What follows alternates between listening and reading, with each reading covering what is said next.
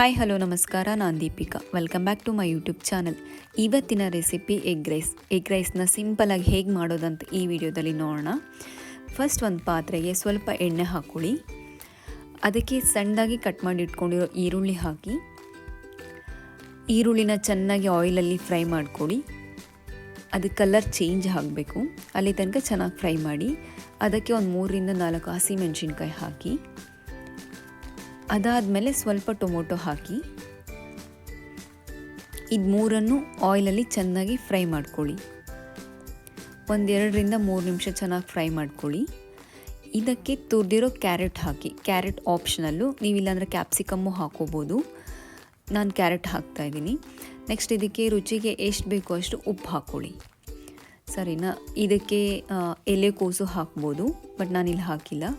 ಮತ್ತು 1 ಸ್ಪೂನ್ ಕಾಳು ಮೆಣಸು ಪೌಡರು ಮತ್ತು 1 ಸ್ಪೂನು ಜೀರಿಗೆ ಪೌಡರ್ ಹಾಕಿ, ಅದರ ಜೊತೆಗೆ 1 ಸ್ಪೂನ್ ಚಿಲ್ಲಿ ಪೌಡರ್ ಮತ್ತು 1 ಸ್ಪೂನು ಧನಿಯಾ ಪುಡಿ ಹಾಕಿ.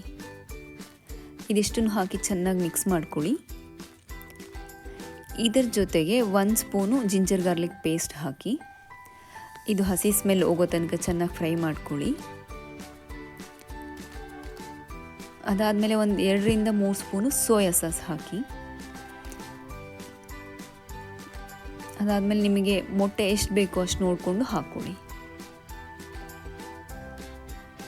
ಚೆನ್ನಾಗಿ ಮಿಕ್ಸ್ ಮಾಡ್ಕೊಳ್ಳಿ. ಅದನ್ನು 2ರಿಂದ 3 ನಿಮಿಷ ಚೆನ್ನಾಗಿ ಬೇಯಿಸ್ಕೊಳ್ಳಿ.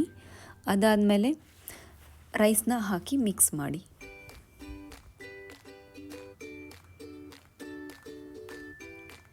ಚೆನ್ನಾಗಿ ಮಿಕ್ಸ್ ಮಾಡ್ಕೊಂಡಾದಮೇಲೆ ಮತ್ತೆ ಸ್ವಲ್ಪ ಉಪ್ಪು ಹಾಕ್ಕೊಳ್ಳಿ. ಆಗಲೇ ಸ್ವಲ್ಪ ಹಾಕಿದ್ದು, ಇವಾಗ ಸ್ವಲ್ಪ ಹಾಕ್ಕೊಳ್ಳಿ. ಅದಕ್ಕೆ ಆನಿಯನ್ ಸ್ಪ್ರಿಂಗ್ಸು ಮತ್ತು ಕೊತ್ತಂಬರಿ ಸೊಪ್ಪು ಇದನ್ನೆಲ್ಲ ಹಾಕಿ ಚೆನ್ನಾಗಿ ಮಿಕ್ಸ್ ಮಾಡ್ಕೊಳ್ಳಿ. ಇದಿಷ್ಟು ಹಾಕಿ ಚೆನ್ನಾಗಿ ಮಿಕ್ಸ್ ಮಾಡಿಕೊಂಡ್ರೆ ಎಗ್ ರೈಸ್ ರೆಡಿಯಾಗಿರುತ್ತೆ. ನೋಡಿದ್ರಲ್ಲ ಎಷ್ಟು ಸಿಂಪಲ್ಲಾಗಿ ಮಾಡ್ಬೋದು ಎಗ್ ರೈಸ್ನ ಅಂತ ಅಂದ್ಬಿಟ್ಟು.